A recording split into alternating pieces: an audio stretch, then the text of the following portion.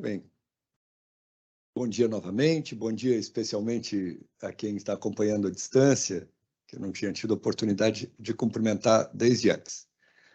Eu tinha dito para a Thelma que não precisava fazer minha apresentação, que eu próprio falava. Sou Fernando Menezes e o dado principal, como a maioria de vocês sabe do meu currículo, é ser marido da Thelma. Competição severíssima pela qual eu passei para ser selecionado. 25 anos, né? Esse tempo. A prova de desempate foi quem fazia o melhor arroz, o melhor feijão, né? Então, além dos afazeres domésticos, enfim, cuidar da casa, tal, nas horas vagas eu também dou aula na Faculdade de Direito da USP. Sou professor titular de Direito Administrativo. Também sou atualmente diretor administrativo da FAPESP, da Fundação de Amparo à Pesquisa do Estado de São Paulo. A minha experiência para falar de direito, eu sempre acho que é importante dizer esse tipo de ponto de vista, né? É muito mais, portanto, de alguém que trabalha o assunto pelo lado da universidade, e a minha experiência prática é muito mais por dentro da administração, não como área jurídica da administração, né? Eu tenho tido, em paralelo à universidade, essas funções como essa de diretor da FAPESP, mas não é a procuradoria da FAPESP. Aliás, né? Nosso procurador da FAPESP, chefe, é o professor Elival. Eu já trabalhei em Secretaria de Ciência e Tecnologia, mas sempre em atividade de gestão da administração, né? Outras atividades na USP. Então, minha perspectiva é menos de alguém que é um advogado ou que pratica o direito como militante da profissão jurídica. E acho que isso ajuda em qualquer curso assim, em que tem visões variadas, né? E eu estou informado de que hoje é o último encontro dessa sequência sobre lei, legalidade, legística, assuntos em torno de lei. Então, o que eu imaginei fazer, de jeito muito informal,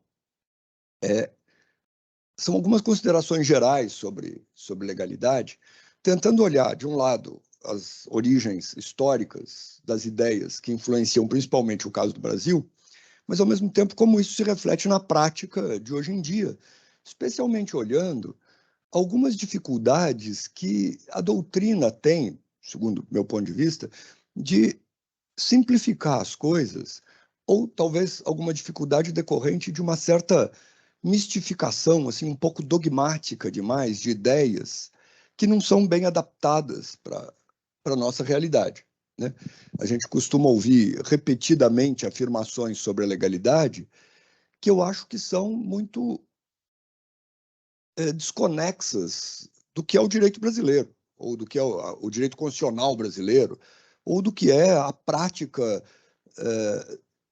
do controle de constitucionalidade e a prática das instituições de controle em geral, a prática da própria administração. A doutrina brasileira, historicamente, isso é típico no direito administrativo, tende a ser muito dogmática, tende a ser muito autoritária nesse sentido, de afirmar certas ideias que são porque são, independentemente da realidade do mundo em que nós vivemos, né? E isso, bom, não é o caso de desenvolver hoje, mas tem muita relação com o fato de que, por décadas do século XX, o direito administrativo brasileiro não foi nem trabalhado jurisprudencialmente, porque nós não temos a tradição da jurisdição administrativa francesa, europeia em geral, que tínhamos no Império, mas que foi interrompida na República, e porque o legislador ficou tímido nesse período. Quer dizer, as leis principais que a gente tem de relação da administração para fora da administração, não a relação da administração interna. Por exemplo, lei de contrato, lei de processo, lei que envolve todo esse assunto de regulação econômica, lei de concessão de serviço público, especificamente, é tudo fenômeno do fim da década de 80 para cá. Durante grande parte do século XX, não tinha lei para disciplinar a relação da administração com o indivíduo. tinha lei para disciplinar assuntos internos da administração, servidor público, bens públicos, tal. E muito desse espaço vazio foi preenchido por dogmas doutrinários, notadamente influenciados por ideias francesas, que têm sentido no contexto de lá, que a jurisdição administrativa, até porque isso é característica da jurisdição, essa construção em cima da realidade concreta, adapta para a realidade de lá. Isso dogmaticamente transformado e simplificado para cá é um problema. Né? Isso tudo que eu estou dizendo, muito rapidamente, tem relação com a legalidade, porque dialoga com esse hiato de legalidade que a gente teve ao longo de muito tempo. Quer dizer, muito do que se afirmou no direito administrativo ao longo do século XX é porque o Eli Lopes Meirelles escreveu, é porque está escrito no livro tal, é porque a doutrina sempre afirmou que sim, e não é porque a lei diz que sim. Agora, curiosamente, tem uma segunda dimensão de problema, que é o próprio discurso que a doutrina faz sobre a legalidade. Então, não apenas existe uma lacuna de legalidade que é suprida dogmaticamente por afirmações doutrinárias, como existe uma espécie de contradição no próprio raciocínio, que é a doutrina afirmar coisas sobre a legalidade desconexas de uma legalidade do direito positivo brasileiro. Então, esse é o quadro geral que eu queria descrever.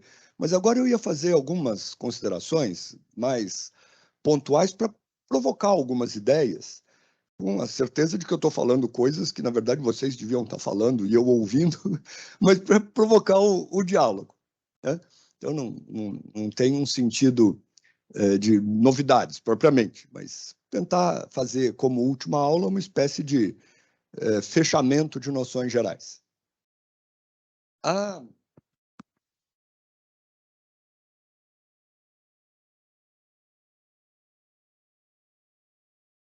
O princípio da legalidade, esse grande pilar do Estado de Direito, é fenômeno que acompanha, digamos assim, simbolicamente, né, para representar todo o período, a Revolução Francesa. Claro que o mundo não se resume à Revolução Francesa, mas é um fato histórico exemplar do que acontecia naquele período. A ponto de que a história tradicional usa a Revolução Francesa como parâmetro para dizer que é a mudança da idade moderna para a idade contemporânea, enfim, mas é todo o contexto. E a palavra de ordem da Revolução Francesa, por mais que tenha havido toda aquela situação caótica do tempo do terror, tal, mas, enfim, a palavra de ordem era lei. Consta que, historicamente, no espaço em que essas diversas assembleias ao longo do ciclo revolucionário se reuniam, foi assembleia propriamente, convenção, etc., tinha inscrito assim, em cima do lugar onde sentava o presidente da Assembleia a palavra lei. Quer dizer, lei era a palavra de ordem. E, simbolicamente, metaforicamente, aliás, é o professor Manuel Gonçalves Ferreira Filho que destaca esse fato, a expressão que melhor resume esse espírito do momento aparece em diversas das declarações de direitos dessa época, fins do século XVIII, começo do XIX. Consta que aparece pela primeira vez na Declaração de Direitos de Massachusetts, antes dos Estados Unidos se formarem. É a ideia de substituição do governo de homens pelo governo de leis. Essa era a ideia-chave.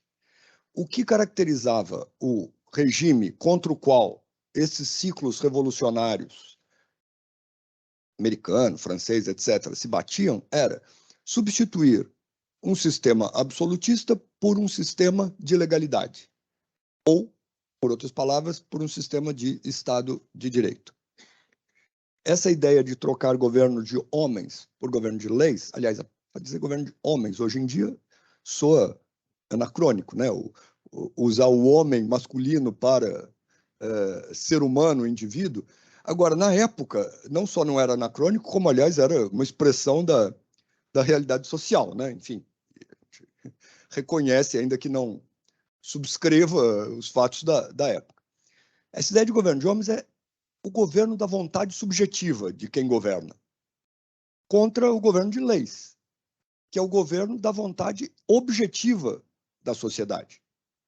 Quer dizer, a expressão, se é que ela existiu historicamente, mas para todos os efeitos, a gente aprende que ela existiu historicamente, que melhor resume o que era combatido por esses movimentos, o que seria o governo de homens, vamos dizer, é a frase atribuída a Luís XIV, o Estado sou eu.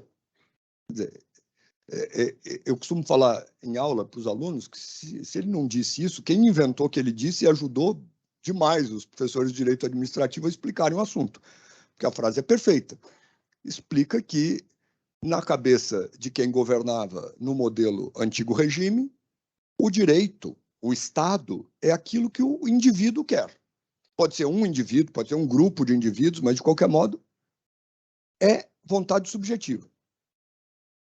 E toda conquista da lei, da legalidade, é trocar esse sistema por um sistema em que a sociedade, por critérios próprios, por critérios escolhidos, decide o que é uma vontade objetiva da sociedade. Claro que, na origem do fenômeno, lá na matéria-prima do fenômeno, são vontades subjetivas.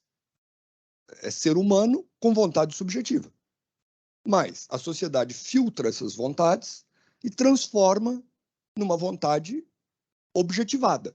Pouco importa da cabeça de quem que saiu. Importa que, por um critério tal, virou vontade objetiva. Isso é a lei, no sentido dessa época. Isso é a lei no sentido da Revolução Francesa. Essa vontade objetiva da sociedade. A prática, vamos dizer, o instrumento para fazer essa transformação é variável. E a gente pode discutir permanentemente do ponto de vista de ciência política, por exemplo. Se é verdade que os indivíduos que estão lá no Congresso Nacional, Câmara e Senado, ao deliberarem, estão expressando a vontade objetiva da sociedade, tudo isso envolve uma série de ficções que a sociedade admite. Mas, convenhamos, é o que nós, sociedade brasileira, por meio da Constituição atual, admitimos que é bom. Se o sistema pode ser aprimorado, pode ser variado. Então, não estou fazendo aqui uma análise política de se verdadeiramente existe uma vontade objetiva ou se, no fundo, são só as vontades subjetivas. Tá bom. A diferença crucial, do ponto de vista do direito, deixando de lado essas considerações políticas, é que não é mais um sistema em que quem governa está acima do direito e que cria o direito ao decidir. A regra não vale para ele. Ele faz a regra. A regra é para os outros. E ele muda a regra quando quiser. Tem uma regra. Chegou para decidir um caso e fala, não, mas não vou aplicar a regra nesse caso. Vou aplicar outra regra que eu acabei de inventar. É contra isso que se apresenta o regime de legalidade. Portanto, eu não estou aqui discutindo pela palavra lei. A gente pode encontrar a palavra lei com raízes etimológicas variadas desde o tempo do direito antigo. Mas a palavra lei, com o significado de hoje em dia, com o significado que reflete aquilo que a gente chama de princípio da legalidade, é isso. E, portanto, quando na Revolução Francesa criou-se um sistema em que, quase que até hoje na França, sequer existe controle de constitucionalidade das leis, lei tem outro alcance.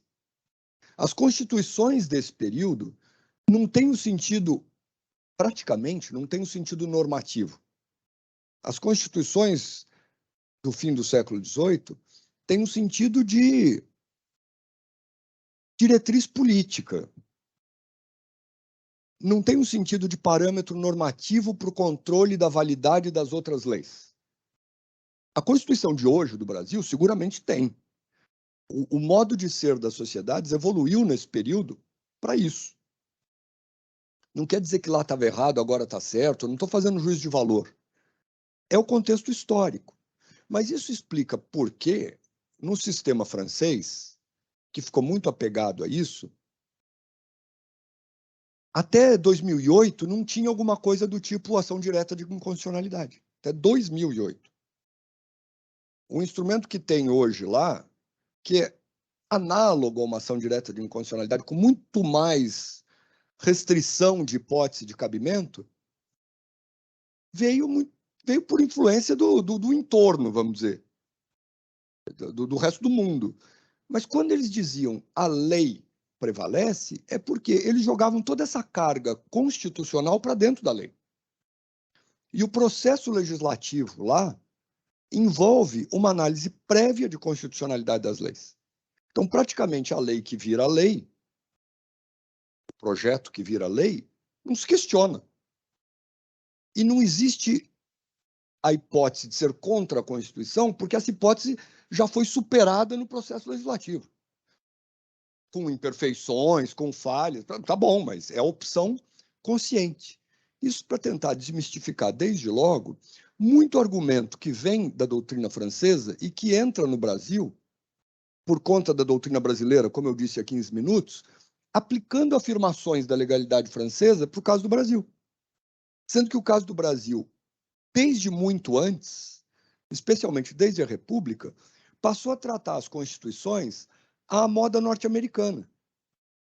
Quando, por conta da evolução que houve nos Estados Unidos do controle de constitucionalidade, desde bem antes, a Constituição era considerada parâmetro normativo de controle de legalidade e constitucionalidade das leis, e o controle difuso, e vocês conhecem perfeitamente isso.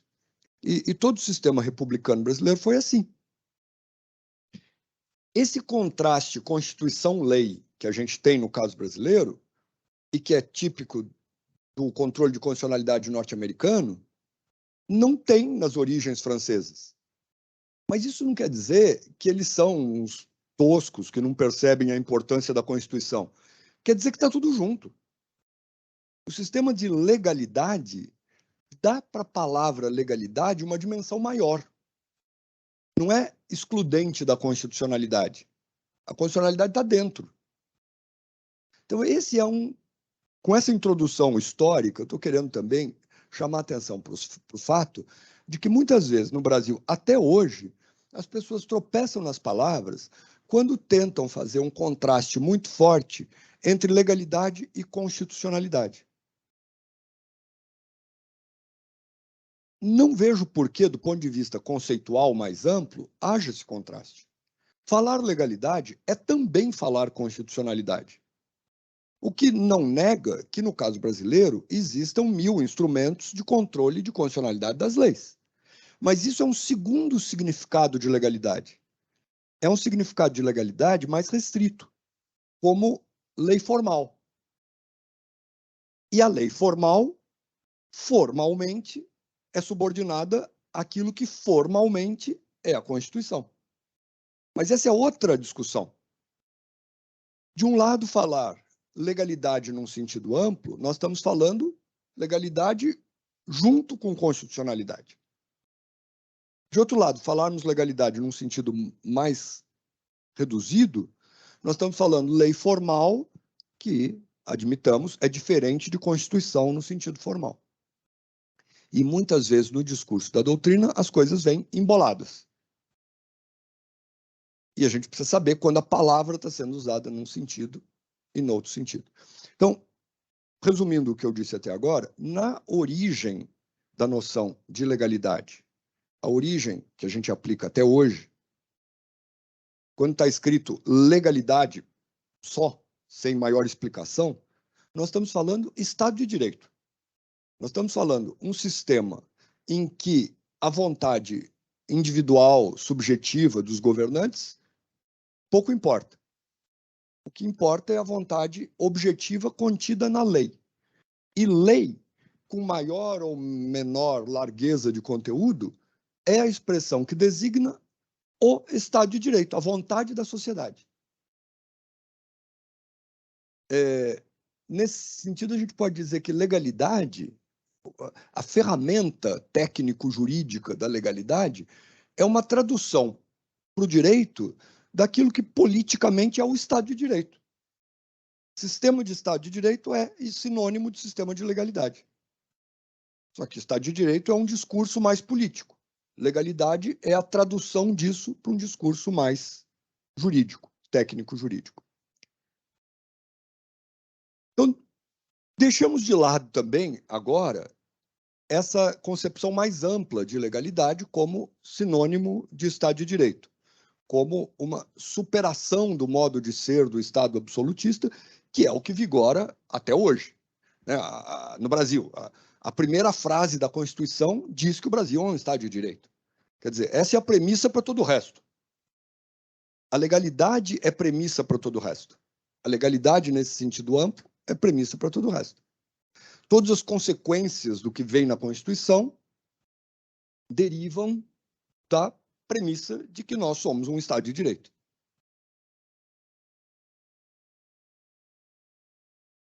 Mas agora eu queria comentar algumas coisas num segundo sentido de legalidade. Quer dizer, precisa ser um segundo, essas coisas são, não é 1, 2, 3, assim, contável, mas, digamos, num outro sentido de legalidade.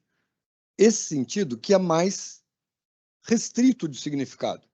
Porque, às vezes, a Constituição lança a palavra lei, lança a palavra legalidade, e a gente tem que entender, no contexto da Constituição, o que a palavra quer dizer ali.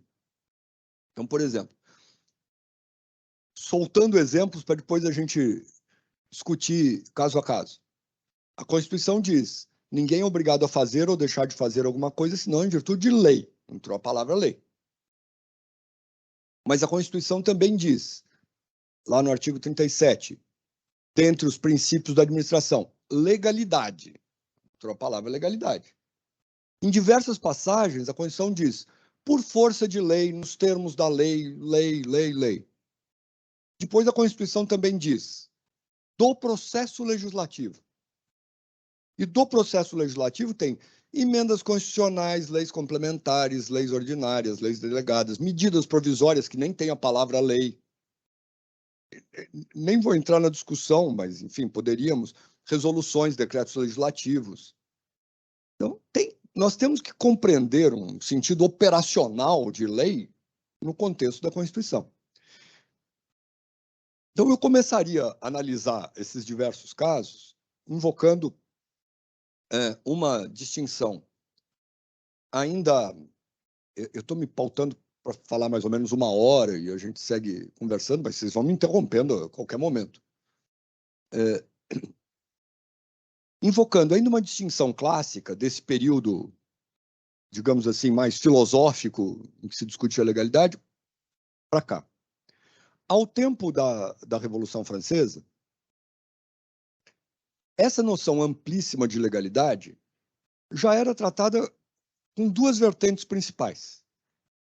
E isso se reflete em como a nossa doutrina cuida da matéria. E isso se reflete em como a nossa Constituição cuida da matéria. Legalidade formal e legalidade material. Essa adjetivação formal e material vem da doutrina, mas me parece que é adequado a explicar a situação.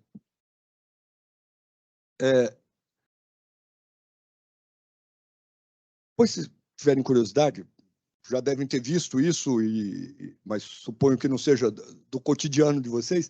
Deem uma olhada nos artigos 4º, 5º e 6º da célebre Declaração de 1789, que ainda é direito em vigor na França.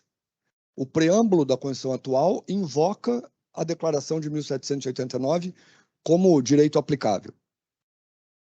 Mas são afirmações quase que filosóficas. Pegando alguma coisa de Rousseau, pegando alguma coisa de Montesquieu, dando uma transformada nisso com, digamos assim, o pragmatismo de Sieyès, né? E isso vira o seguinte: com outras palavras, todo mundo é livre para fazer aquilo que a lei não proíbe, que é a versão do que nós temos: ninguém é obrigado a fazer ou deixar de fazer, senão em virtude de lei. Tem até uma afirmação que transcende o direito, que é assim, a lei só deve proibir as condutas nocivas à sociedade. Mas essa é uma afirmação que eu digo que transcende o direito, porque não existe um parâmetro de controle do direito se o legislador legislou abusivamente sobre alguma coisa que não merecia ser legislada. E a ideia é assim, todo mundo é livre. A restrição da liberdade é dada pela vida em sociedade. O instrumento de restringir a liberdade é a lei. Onde não tem lei, todo mundo segue livre. Portanto, tem uma recomendação adicional que é legislador, só restringe o que for necessário. Mas o que é necessário? Quem diz o que é necessário? Na prática, é o próprio legislador ao legislar. Lembrando que nessa época, legislar vem junto com o constitucionalizar, vamos dizer. Né? Não tem essa distinção. Eu não estou trabalhando com a distinção Constituição-lei formal. Então, não tem um parâmetro anterior. É o legislador que, ao legislar, diz: reconheço que essa conduta é nociva. E fica uma inspiração moral de que o legislador não deva legislar excessivamente, mas ninguém controla. Então, vejamos o que eu estava dizendo. Nesses artigos 4, 5º, 6º, tem isso. A priori, liberdade, a lei restringe a liberdade. Entre parênteses, a lei só deve restringir aquilo que mereça mesmo ser restrito. E o segundo elemento que eu queria destacar é: todos são iguais perante a lei. A lei deve tratar todos com isonomia. Também com outras palavras, não é literalmente assim que está lá na declaração, mas com outras palavras, a lei deve garantir acesso igual de todos a todas as oportunidades. Essas duas ideias são trabalhadas ao longo dos séculos aí como legalidade formal e legalidade material. Explico melhor. A ideia da legalidade formal é a ideia de haver um critério para saber aquilo que é a vontade da sociedade. É a forma que define a lei. Para identificar o que é a vontade da sociedade, traduzida em algo chamado lei, é preciso saber o procedimento para se fazer a lei. Se seguir o determinado procedimento, reconhece-se isso é lei. Por qualquer outro procedimento, uma coisa que até pareça lei, não é lei. É o critério formal que define. A forma. Procedimento é forma. Os atos que são praticados para que a lei seja lei. O modo como a lei deve se expressar. Isso é forma. Por outras palavras, quem faz a lei? Se chegar um indivíduo em praça pública e começar a berrar ordens para a sociedade, isso não é lei. Mas se os indivíduos, seguindo um determinado procedimento, aqueles indivíduos que foram eleitos pelos pares, reunidos numa assembleia definida, etc., segundo um critério de contagem de votos e tal, fizerem alguma coisa que depois vai ser comunicado em praça pública, que é a ordem para todo mundo seguir, isso é lei. Quer dizer, existe uma identificação formal da lei. Lei em sentido formal. Lei em sentido material é a outra dimensão. É a dimensão de dar um tratamento isonômico para todo mundo. É a lei cujo conteúdo, matéria, a palavra material não é muito boa para isso, mas, enfim, é como correntemente se fala, a matéria da lei é merecedora de ser chamada lei porque cumpre essa exigência de isonomia. Não são os privilégios, que era característica do antigo regime. A nobreza carrega consigo certas leis que são próprias a ela, são privadas daquele grupo, são privilégios.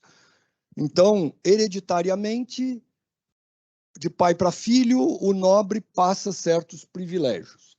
É contra isso que se bate o sentido material de lei. Lei que mereça ser considerada lei não apenas é feita por um procedimento definido, que distingue a vontade subjetiva da vontade objetiva da sociedade, mas lei também é uma norma que isonomicamente trata todo mundo.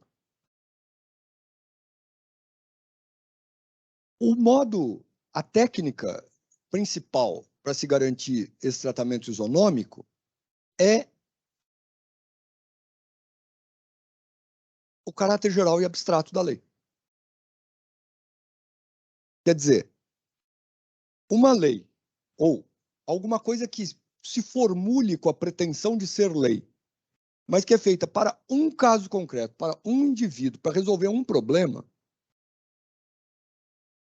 potencialmente é discriminatória, potencialmente é privilegiadora, ou potencialmente está perseguindo aquele indivíduo, se for alguma coisa negativa.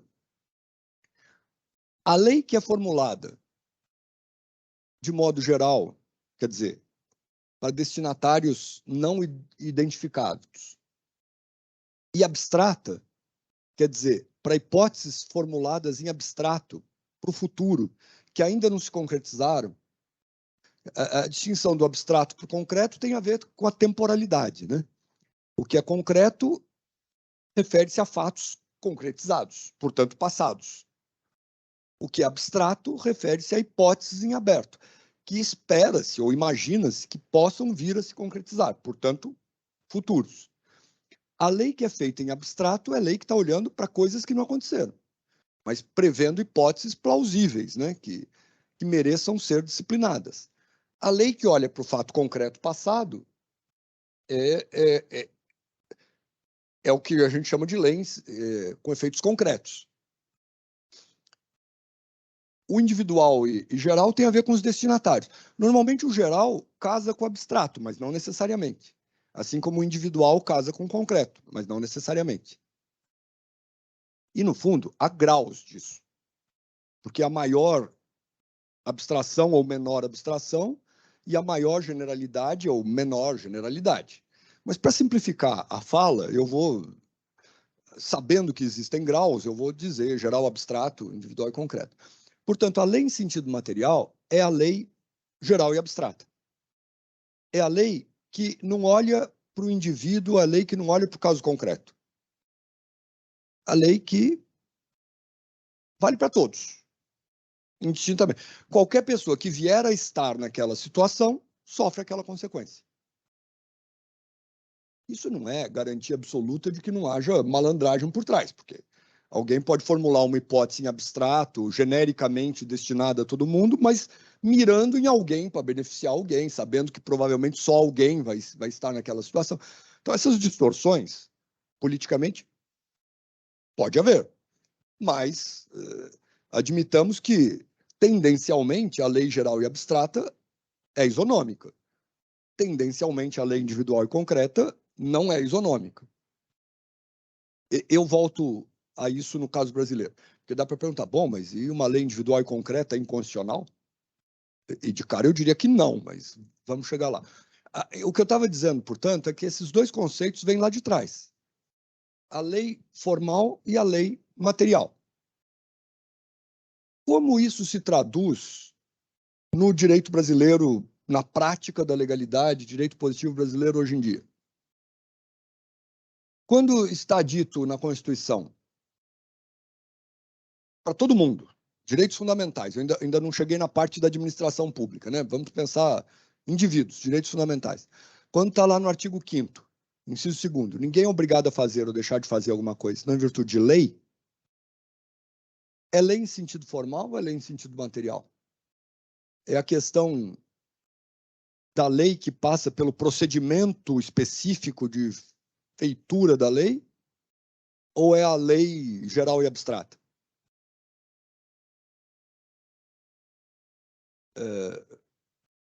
Uma interpretação sistemática nos leva a certas conclusões. A palavra sozinha aí, lei, não leva. A prática do nosso direito constitucional também nos leva a certas conclusões, que me permitem dizer que é a lei em sentido formal. Então, por exemplo, não se aplica esse dispositivo na base de um decreto regulamentar é norma geral e abstrata. Então, é lei em sentido material. Ninguém é obrigado a fazer ou deixar de fazer, senão em virtude de lei, o decreto regulamentar supre essa exigência. Então, esqueça a lei feita pelo parlamento, o decreto cria obrigação, porque a lei geral é abstrata. Não é esse o raciocínio que a nossa prática constitucional legitima. Eu não estou falando isso arbitrariamente, estou falando isso com um sentido histórico dessa aplicação. E essa lei que cria direitos e obrigações remete, portanto, àquilo que a Constituição chama de processo legislativo. É a lei constitucional. Quer dizer, a Constituição não precisa dizer que ela própria precisa ser observada. Mas a Constituição chega a pôr no processo legislativo que emendas à Constituição estão ali. Ou seja, matéria constitucional é lei em sentido formal para efeitos do princípio da legalidade do inciso 2º do artigo 5º. Ninguém é obrigado a fazer ou deixar de fazer, senão em virtude de lei. Ora, também, senão em virtude da Constituição. Nesse sentido, a gente recupera aquilo que eu falei no começo, de uma legalidade com significado mais amplo. As emendas à Constituição estão aí? Estão aí. As leis complementares estão aí? Estão. Leis ordinárias? Também. Leis delegadas? Também. Medidas provisórias? Também. Resoluções e decretos legislativos? Até também, mas com limite de competência muito restrito. Então, por exemplo, quando o parlamento incorpora como uma parte do processo, decide incorporar tratado internacional no direito brasileiro. Resolução, eu confesso que eu não sei por que está nessa lista. Porque não vejo alcance temático para ter impacto na legalidade. Mas, tudo bem. Admitamos que o texto da Constituição tem imprecisões e a gente tem que lidar com elas. Agora, vejam, dentro dessa ideia de lei formal, existem subclasses de lei formal que não têm o mesmo alcance que outras. Então, é verdade que ninguém é obrigado a fazer ou deixar de fazer, senão em virtude de lei, ou seja, em virtude da Constituição. A Constituição é ampla. Pode pegar qualquer assunto e criar qualquer tipo de obrigação. Em virtude de emendas à Constituição, é quase tão ampla quanto, porque já tem limites materiais para as emendas à Constituição, lá no artigo 60, parágrafo 4º. Então, certas coisas a emenda à Constituição pode querer nos obrigar a fazer, mas receber uma invertida do Supremo Tribunal Federal dizendo não, essa emenda à Constituição é inconstitucional. Então, já não é tão ampla quanto a própria Constituição. Leis complementares, menos ampla ainda, porque tem assunto para lei complementar e assunto que não é para lei complementar. E não basta votar com quórum de lei complementar que vira lei complementar. Mas para os assuntos de lei complementar, ela cria obrigação. Para os assuntos que não são de lei complementar, ela vai ser tratada como lei ordinária. E aí a gente cai no caso seguinte: para todos os assuntos de lei ordinária, tudo bem, a lei cria obrigação. Mas aí já é mais restrito, não pode contrariar a Constituição, em sentido formal. E assim por diante. Medida provisória pode criar obrigação? Pode, claro que pode. Só que tem campos temáticos em relação aos quais não pode. De qualquer modo, com todas essas gradações, todas essas figuras atendem ao comando da legalidade formal. Artigo 5º, inciso 2º. E onde que está na Constituição, se é que está, a legalidade material? A ideia de isonomia, a ideia de... Quer dizer, a ideia que se traduz na técnica da lei geral e abstrata.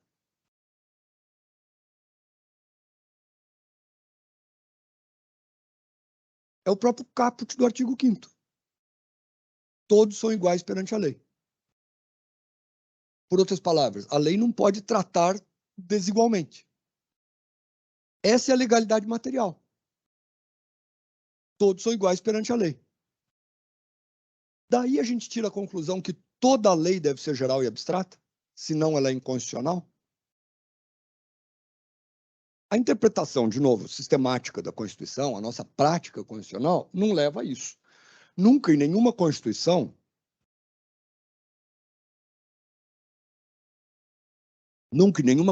esteve escrito isso. Lei tem que ser geral e abstrata. Aliás, esteve escrito isso num outro sentido meio malandro, que era a Constituição de 37, que dizia que o parlamento só pode fazer lei geral e abstrata. Não quer dizer que toda lei tem que ser geral e abstrata. Quer dizer, o parlamento só pode fazer lei geral e abstrata, porque o ditador pode fazer a lei individual e concreta.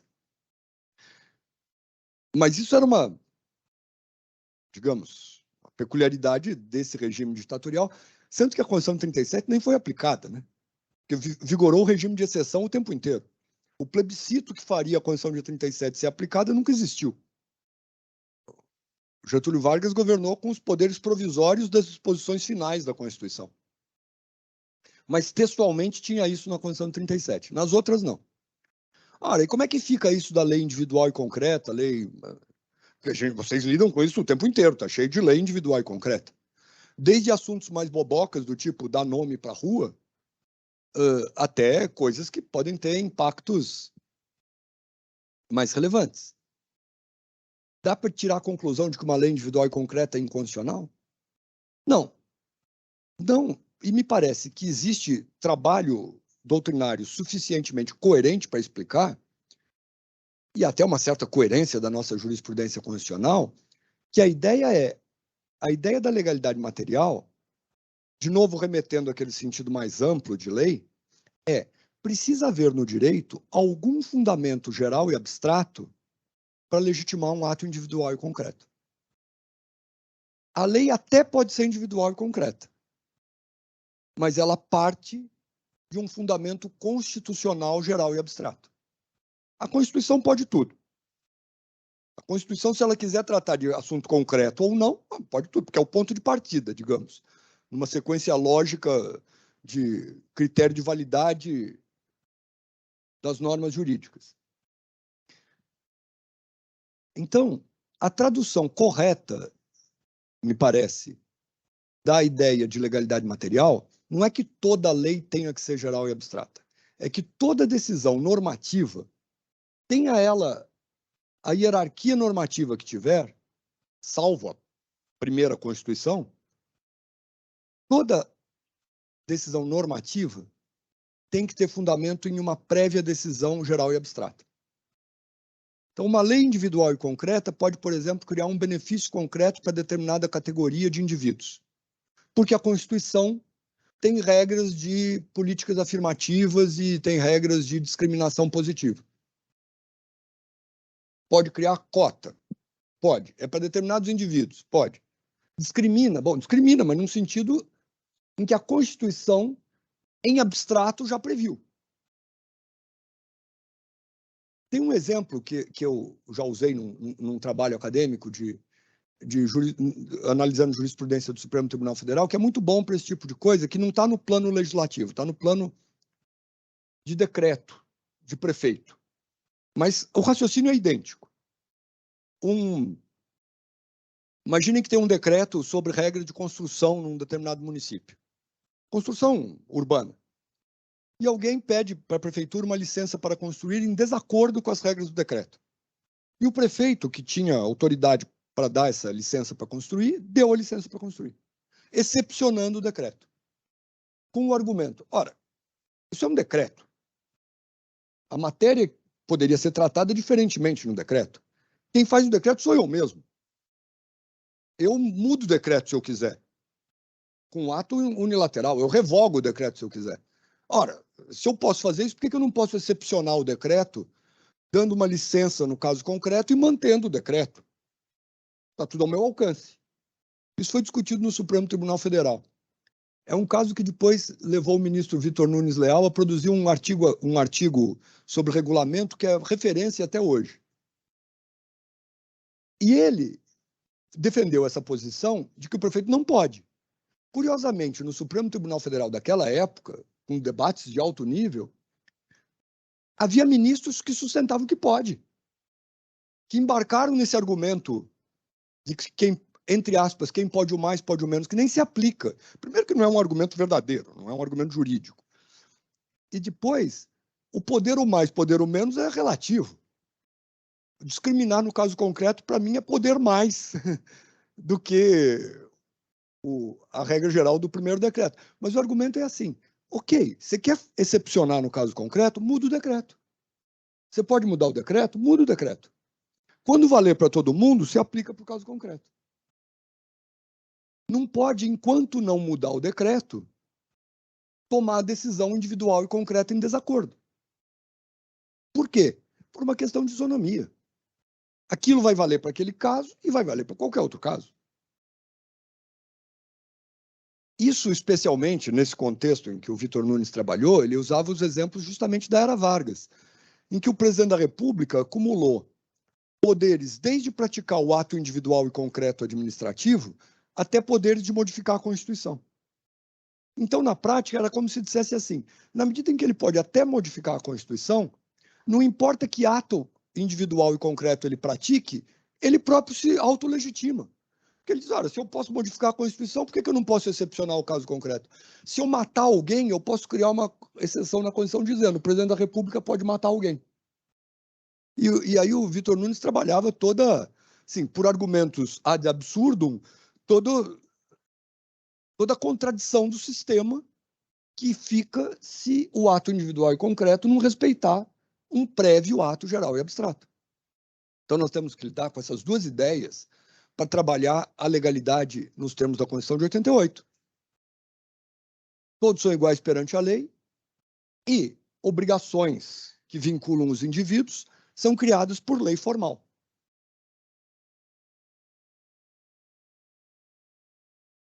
Fazendo um comentário aqui, entre parênteses. Às vezes a doutrina entra em dissonância ou fala coisas que não estão muito explicadas, quando, por exemplo, diz lei, conceito de lei, é o ato geral e abstrato. Não é que está certo ou que está errado, está imprópria a formulação. No sentido material, você pode explicar, com toda essa explicação que eu fiz, que lei é ato geral abstrato. Mas não necessariamente a característica geral abstrato é sempre ligada ao substantivo lei. Depende de como se está empregando o substantivo lei. E não tem regra na nossa Constituição que exija que toda lei seja geral e abstrata. A regra da nossa Constituição é qualquer decisão individual e concreta deve ter por parâmetro de validade uma prévia decisão geral e abstrata. Seja o decreto em relação à lei, seja a lei em relação à Constituição e todas as combinações que vocês queiram. Por outro lado, criar obrigações é lei formal. Bom, claro que aí a gente entra num outro tipo de discussão que resulta inevitavelmente na casuística, resulta inevitavelmente na jurisprudência, que é o que de verdade é criar obrigação. Quer dizer, qual a margem de espaço de decisão que a lei pode deixar para o decreto? Vamos dizer, para simplificar. Não precisa ser decreto, para qualquer outro ato administrativo. Então, por exemplo, uma lei ambiental diz a indústria tal ou qual, situação tal, não pode poluir o rio em que joga os seus dejetos. Tá bom, criou uma obrigação. A empresa é obrigada a não jogar dejetos poluentes no rio. Mas o que é poluente? O órgão técnico pode ser por um decreto do chefe do executivo, pode ser um outro ato administrativo de um outro órgão técnico, vai definir os níveis químicos de composição daquela substância para ser poluente.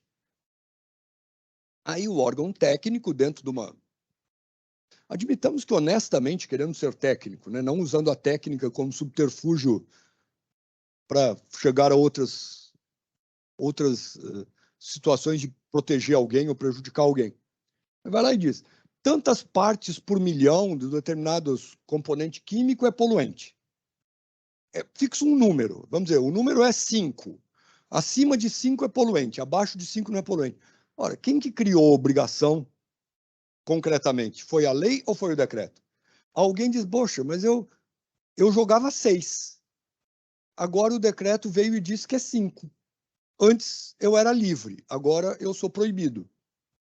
Quem que transformou uma situação de permitida em proibida? Na prática. Agora, esse tipo de situação, a Constituição não resolve a priori. E nem adianta a gente querer fazer formulações aqui que resolvam todas as situações. Uma situação assim, digamos, exageradamente em branco, fica claro que não pode. Vem a lei e diz: ficarão proibidas todas as condutas que o decreto vier a discriminar. Artigo 2º dessa lei entra em vigor na data de sua publicação. Obviamente, não. Mas entre isso, que ninguém nem pensa em fazer, né, porque é uma aberração, E a lei hiperminuciosa, existe toda uma gradação em que não dá para dizer a priori, até aqui pode, a partir daqui não pode. Isso é casuístico. Isso, inevitavelmente, vai da prática do sistema referendada pela jurisdição. Bem, ainda nessa matéria de lei e regulamento, antes de chegar na parte da administração pública, eu ia fazer um comentário de um assunto que eu sei que sempre aparece e sobre o qual, às vezes, eu acredito que eu possa ter uma opinião diferente de colegas e não estou querendo convencer ninguém da minha opinião, mas acho que justamente mostrar os diferentes pontos de vista ajuda a criticar, né? Ajuda a formar raciocínio. Que é uma discussão que eu acho que também é um pouco imprópria nos termos em que ela aparece, sobre limites da lei, limites do regulamento, por uma referência de novo à tradição francesa, do tal regulamento autônomo. Isso já foi discutido aqui, eu imagino, pela sua expressão. Você ia fazer? Então eu não falo agora, deixa você fazer a pergunta. Qual é a pergunta? Sem ter pensado muito no assunto. A pergunta que eu iria fazer é se você acha que a emenda que alterou o artigo 84, inciso 6º da Constituição, 84, a emenda que alterou 32, o artigo 84, inciso 6º da Constituição, conferindo competência privativa para o presidente da República para editar decretos em matéria de organização e funcionamento da administração, de fato inovou o ordenamento jurídico e excluiu uma competência do Poder Legislativo. E a gente não combinou em casa, não, mas era exatamente isso que eu queria falar. Porque dá um passo atrás. O que é essa história vinda do direito francês? A Constituição francesa, hoje, isso não é coisa do tempo de 200 anos atrás, é hoje, tem um artigo 34 que diz: lei, ato do parlamento, sentido formal de lei, tratará as seguintes matérias. E tem lá uma lista de matérias. As principais, que vocês possam imaginar. Tudo bem, lei. Um juízo político do Constituinte. Aí vem o artigo 37, que diz: tudo aquilo que não for do campo da lei, todos os assuntos que o artigo 34 não diz que são da lei, podem ser tratados por regulamento. E usa a palavra regulamento para querer dizer ato do governo. Eu traduziria por direito brasileiro decreto regulamentar. Diz até mais: a lei, se quiser, pode entrar no assunto do regulamento. Só que ela vai ser recepcionada pelo direito como formalmente regulamentar e alterável por regulamento. O regulamento não pode entrar no assunto da lei. Aí ele será inconstitucional. Então, essa é a dinâmica lá na França. Esse regulamento do artigo 37 é autônomo porque ele cria direitos e obrigações sobre matérias residuais, que não estão no artigo 34, independentemente de lei. Mas eu digo mais: independentemente de qualquer conteúdo prefixado na própria Constituição. E isso é importante porque eu vou falar em seguida do caso brasileiro. Então, é um regulamento que cria a partir do zero. A Constituição apenas dá competência. Fala Poder Executivo, não fala Poder Executivo, porque na França os nomes não são esses. Fala governo, crie a partir do zero. Não é assim, governo discipline isso que a Constituição já diz em linhas gerais como é que é a obrigação. Esse é o caso francês. Caso brasileiro, não tem isso. E eu já diria categoricamente que o que foi criado no artigo 84 não é isso. É outra coisa. O que o artigo 84 diz de modo, eu acho, ruim, mas é o que nós temos e é como a gente interpreta. Primeira afirmação clássica do artigo 84, inciso 4º, que o presidente sanciona ou veta as leis e expede decretos, aí infeliz é a conjunção, decretos e regulamentos para sua fiel execução. Porque ao dizer decretos e regulamentos, coloca em paralelo, assim, em pé de igualdade, quando não é essa a nossa prática constitucional. Não é assim que o mundo funciona. Tudo bem, eu não estou querendo torcer as palavras da Constituição do jeito que me agradam, mas nesse caso é um dado que ninguém questiona. Decreto e regulamento. Decreto é designação de forma. Regulamento é designação de conteúdo. Não existe um ato que não seja decreto que leva o título formal regulamento, ou que não seja portaria, ou que não seja resolução. Às vezes, isso é um pouco enganoso, porque vem um decreto que diz, anexo segue o regulamento do serviço tal. Aí vem anexo, aí vem um título, regulamento. Mas esse regulamento não é uma norma, um tipo normativo. Esse regulamento podia não estar na forma de um anexo e podia ser simplesmente ementa, fixa o regulamento. Artigo 1º, é o conteúdo daquele regulamento. Então, se vai estar no anexo, se vai estar no texto articulado, está no mesmo. Regulamento não é forma normativa. Decreto é. Portaria é, resolução é, etc, etc. Instrução normativa, essas coisas todas que vocês sabem. Vamos fixar no decreto, porque a Constituição fala de decreto. Decreto é ato privativo de chefe de poder executivo. Não só presidente da República, né? Paralelamente também, governador, prefeito. Nem todo decreto tem conteúdo regulamentar. E onde entra o significado de regulamento, que eu disse que é questão de conteúdo?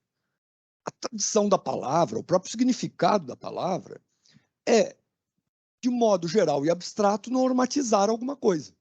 Regulamentar é estabelecer norma ainda num parâmetro geral e abstrato. É regrar condutas. Não é simplesmente decidir o concreto. Por exemplo, um decreto do presidente da República que nomeia um ministro não está regulamentando nada. Não está regrando conduta. Está tomando uma decisão administrativa, individual e concreta, normal. Tem que fazer isso mesmo. Aliás, é da competência do presidente da República, é um dos outros incisos. Por que decreto? Porque decreto é o ato formal do presidente da República. O presidente da República decidiu qualquer coisa, é decreto. Constituiu um grupo de trabalho para estudar um determinado problema. Por decreto. É regulamento? Não, não é regulamento. Não é regra de conduta de ninguém. É uma providência administrativa, individual e concreta. Eu não chamaria de regulamento. É evidente que isso aqui que eu vou falar agora, que vocês sabem correntemente, é puro macete da prática administrativa.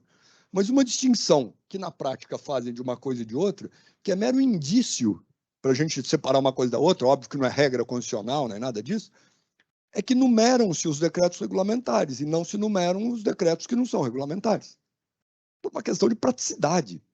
Senão a numeração dos decretos estaria aí na casa do milhão, bilhão, sei lá, e não ficaria operacional.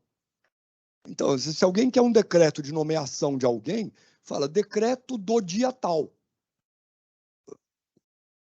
A indexação é pela data. Abre o Diário Oficial naquela data e acha o que quer. Agora, para um decreto que milhares de pessoas vão usar corriqueiramente para situações futuras, porque é geral e abstrato, põe um número, fica mais fácil. Decreto número tal, por força do artigo tal, do decreto número tal, e não precisa dizer assim, o decreto que foi publicado na data tal, e você tem que ir lá procurar qual é o decreto. Não, o número já individualiza. Bobagem isso que eu estou falando, mas espelha como a prática reflete essa distinção. Voltando, nem tudo que é decreto é regulamento. Eu poderia até dizer outra coisa, que não vem muito ao caso para a nossa conversa. Nem tudo que é regulamento tem a forma de decreto. Tem regulamento, que é regra de conduta geral e abstrata, que é ato de agência reguladora e que não é decreto. Não é decreto porque a agência reguladora não faz decreto. Mera questão formal. Faz, sei lá, resolução, sei lá o quê, que não chama decreto. Porque decreto a Constituição reservou para o chefe do Poder Executivo. Então, nem tudo que é decreto é regulamento, nem tudo que é regulamento é decreto. Mas há os decretos regulamentares. Os decretos regulamentares seriam aquilo, voltando à Constituição Francesa, que é o regulamento autônomo. Os franceses não chamam de regulamento autônomo. Nós chamamos de regulamento autônomo para dizer, olha, é diferente. Existem regulamentos que regulamentam a lei, existem regulamentos que são autônomos. Isso não tem no Brasil. Isso não tem. Ah, mas isso que o presidente pode fazer, distinguir cargo quando está vago. É decreto, tá bom, mas não é regulamento. Não está criando regra de conduta para nada. Isso que eu estou falando é mais complicado naquela parte da organização da administração. Mas eu faria justamente uma interpretação que é organização da administração num plano não regulamentar. O que for organização da administração com sentido regulamentar não cabe nesse inciso.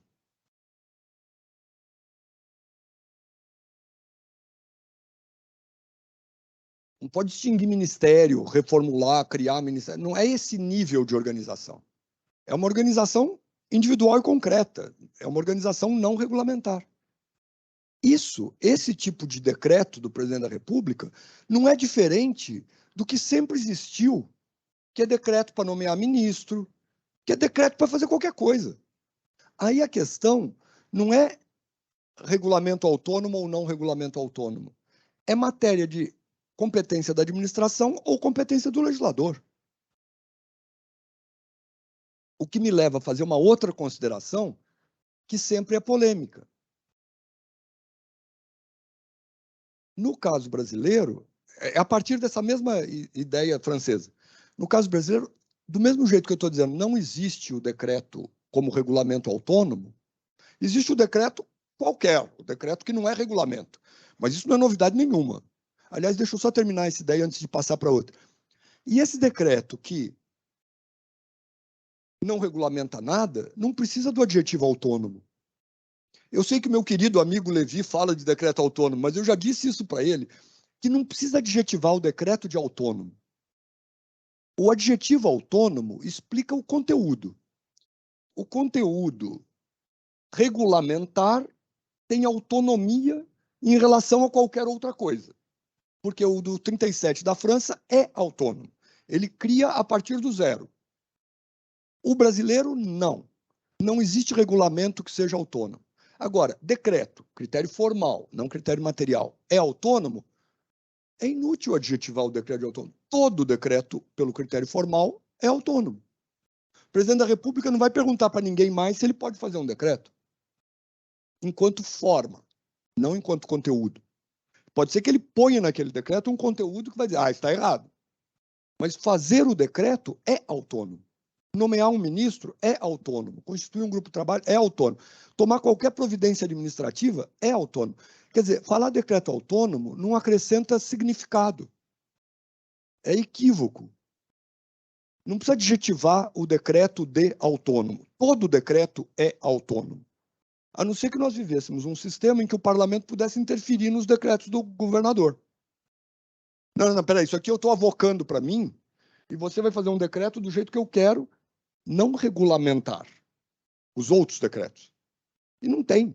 Aí a gente cai na outra discussão que é o que é competência da administração, o que é competência do legislador. O que é competência da administração, por definição, já é, entre aspas, autônomo. Tudo é autônomo. A gente não precisa adjetivar uma coisa que, na verdade, se refere a tudo. A gente adjetiva para distinguir, né? Esse é autônomo, automaticamente a gente pensa, então tem o que não é autônomo. Se um é autônomo, o outro não é. Mas qual é o outro que não é? Não existe. Então, regulamento autônomo nós não temos. Decreto, nós temos. É autônomo? Bom, como qualquer decreto. Não precisa chamar de autônomo. Esse do inciso 6º, que foi criado pela emenda 32, não tem nada de novo em relação a qualquer outro decreto. Apenas o que a Constituição fez foi dizer, esse assunto é competência da administração. Esse assunto que não é regulamentar, que não tem dinâmica regulamentar, não está normatizando geral e abstratamente as coisas, é competência da administração. a outra parte que eu ia falar. A gente também não tem, como a França, uma lista temática de qual é o assunto da lei. O artigo 48 da nossa Constituição diz para a União, e isso se reflete para estados e municípios, que todos os assuntos de competência da União podem ser legislados.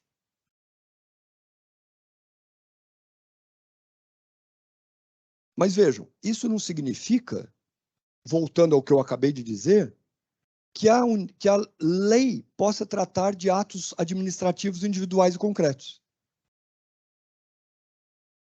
Assim, se todo assunto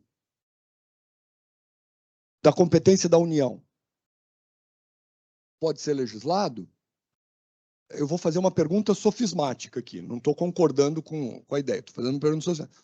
Ora, nomear um ministro não é um assunto de competência da União? A pessoa jurídica envolvida não é a União? Pouco importa se é Poder Executivo, Legislativo, não são pessoas jurídicas, competência da União. Ah, então pode legislar sobre quem vai ser nomeado ministro. Então agora o parlamento vai lá e faz uma lei. Fulano de tal fica nomeado ministro. Não, porque isso não é assunto. Entendeu? Isso não é o critério de um tema a ser normatizado. Isso é a providência individual e concreta. Então dizer que no Brasil todo assunto, todo tema pode ser normatizado por lei, não significa que a lei possa, entre aspas, fazer qualquer coisa. A lei não pode fazer as providências que não são normativas gerais e abstratas, que sejam de competência do Executivo. Mas isso não significa subtrair assuntos da lei. Uma lei poderia, por exemplo, disciplinar regras que a administração vai ter que seguir de modo geral e abstrato. Ainda que a decisão concreta da administração a lei não possa tomar.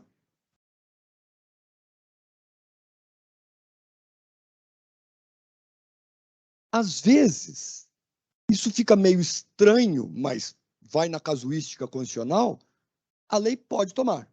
Então, por exemplo, uma coisa que nunca acontece, mas que é um exemplo que serve para esse caso, é decreto de interesse em desapropriar. É tipicamente um caso de decisão individual e concreta que o chefe do executivo fala: quero desapropriar aquele imóvel ali. Naquele caso concreto, aquele imóvel ali. Mas a lei de desapropriação fala que o parlamento também pode.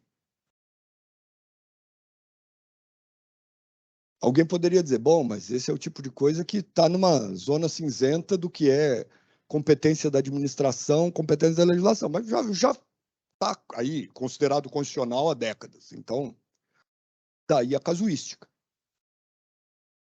Resumindo esse assunto, eu diria, o Brasil não tem regulamento autônomo, não tem mesmo. Tem decreto que é autônomo? Sim, mas não precisa chamar de autônomo. Todo decreto, enquanto forma, é autônomo. O que entrou como competência do presidente para extinguir cargo vago não é novidade nenhuma. Quer dizer, é novidade para aquele caso ali, mas não muda a sistemática. O campo da lei é todo o assunto legislável.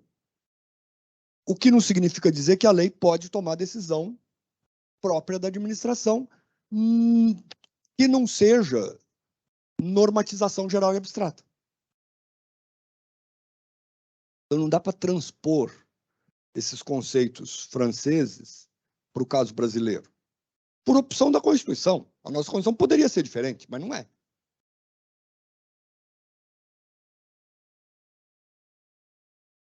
Uma última coisa que eu queria falar sobre legalidade, já passei do tempo que eu pretendia. Caso de uma lei organizando uma secretaria, tal exemplo da Procuradoria-Geral do Estado, né? Cria vários órgãos, Procuradoria-Geral do Estado, atribui competências para esses órgãos e tal, enfim. Organiza a Procuradoria-Geral do Estado como faz com outras secretarias, né? Um decreto poderia dispor sobre esse assunto de forma diversa da lei? Eu acho que, dentro disso que é organizar, tem que haver algum critério que, de novo, vai recair na casuística, é um raciocínio similar àquilo que eu falei do que é a lei deixar espaço decisório para o decreto. Né? Se a lei cria direitos e obrigações, quão minuciosa ela deve ser e que margem de decisão ela pode deixar para o decreto. Eu diria que é um raciocínio similar. Tem certas coisas que a lei já diz, qual é a competência da secretaria. Agora, se no subnível do subnível, a ordem de serviço de quem vai fazer, como é que vai fazer, eu acho que é o decreto. Aí, mas a lei poderia ter tratado disso? Eu diria, não consigo responder. Tem uma zona cinzenta. Precisa ter uma praxe da administração, uma praxe da jurisprudência que fixa o limite. Eu diria, há casos em que eu ia falar, não, claramente a lei não pode. Há casos em que eu falaria, claramente a lei pode. E há casos em que eu não sei responder. Mas eu diria que o raciocínio geral é o mesmo daquilo que a lei pode antecipar no seu texto, ou que a lei consegue antecipar no seu texto, e aquilo que a lei pode deixar para o decreto. Aí eu diria, se a lei, em alguma medida, uma lei prévia a essa emenda constitucional 32, tratou de assunto que é passível de ser mexido por decreto, um decreto até pode mexer na lei. Mas eu não concordo muito com o que fizeram com aquela, que salvo engano é o único caso, de um decreto que veio revogar um monte de coisa da lei da CVM. Que tem dedo, aliás, dos nossos amigos que justamente defendem essa tese. E que quiseram marcar a posição dizendo, ó, tá vendo? Tanto pode que eu vou fazer. Tá aqui, pá, o decreto revoga a lei da CVM. Bom, tá bom, eu não estou me batendo contra os fatos. A lei está aí, o decreto está aí, está sendo aplicado. Mas eu acho que extrapolou. Tem coisa ali que não está justificada pelo inciso 6º do artigo 84. Tem coisa ali que até está justificada. Mas essa é uma discussão infinita, né? Do mesmo jeito que a gente pode discutir o que é norma geral e abstrata, o que é norma individual e concreta, o que é norma, né? Ou o que é norma geral para efeito de competência da União disciplinar licitação. Aí faz a lei 8666, faz a lei 14133. Obviamente vai além de norma geral. Mas qual é o limite desse obviamente? Tem uma zona cinzenta. O que o Supremo Tribunal fala? Ah, esquece, é tudo norma geral. Tá bom, é o que nós temos. Então não adianta eu ficar especulando, esbravejando, esperneando.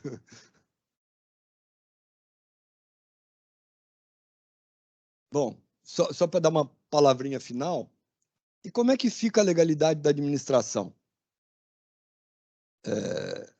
A palavra legalidade lá no artigo 37. Fazendo o mesmo raciocínio que eu fiz para o artigo 5º. Artigo 5º a gente não diz que se aplica para a administração. Ninguém é obrigado a fazer ou deixar de fazer, senão em virtude de lei. O que a gente fala para a administração? Não. A lei, a administração só pode fazer aquilo que a lei... Aí o verbo, a gente sempre hesita, porque os verbos nunca cabem bem nessa frase. A lei ordena, a lei comanda, a lei determina, a lei... Bom, o que quer dizer é que a administração não pode, não tem um querer livre, senão pautado pela lei. Mas o indivíduo, na ausência de lei, tem um querer livre. Por que a gente chega a essa conclusão? Apesar de que na Constituição só está escrito legalidade. Num caso até está escrito, ninguém é obrigado a fazer ou deixar de fazer, senão em virtude de lei. Entenda-se. Se não houver lei, as pessoas são livres para fazer ou não fazer. Por que a gente não fala que nesse ninguém a administração também está incluída? No fundo é por causa da premissa do Estado de Direito. Porque se nós dermos um tratamento para o Estado como se fosse um ser com vontade subjetiva, a gente recai na vontade do governante, a gente recai no l'état c'est moi. É a premissa do Estado de Direito. Por que a administração não pode fazer na ausência de lei? Não é nem que ela não pode, ela nem tem como. Se a premissa é o Estado de Direito, não existe uma vontade da administração. Vontade é atributo de pessoas reais. O Estado é fictício. A vontade do Estado é uma imputação de vontades subjetivas que são objetivadas na lei como vontade do Estado. Isso é fictício, mas funciona, a gente aceita, é o sistema do Estado de Direito. Agora, o Estado tem vontade, se não tiver uma lei dizendo o que é para fazer? Não, não tem vontade. Quem que tem vontade? Pode ser o administrador arbitrário que tem vontade, fingindo que é a vontade do Estado, pretendendo que seja a vontade do Estado. Mas então não é uma coisa mística, assim, que não, é um dogma que a gente. Não, é consequência lógica da afirmação basilar do Estado de Direito. A administração não pode fazer na ausência de lei porque não tem, não existe administração na ausência de lei. O que é o Estado? É o direito. O que é a vontade do Estado? É a vontade contida na lei. O que é a vontade do Estado na ausência da lei? Não, não existe. Pode ser, quando muito, a vontade arbitrária do governante pretendendo dizer que é a vontade do Estado. É simples, mas é isso. Agora, o Estado só pode fazer aquilo que está na lei. Qual o limite para isso? De novo, é o mesmo raciocínio da história da lei e do decreto. É o mesmo, visto pelo outro ângulo. A lei não vai discriminar minuciosamente tudo que qualquer administrador vai fazer em cada caso concreto.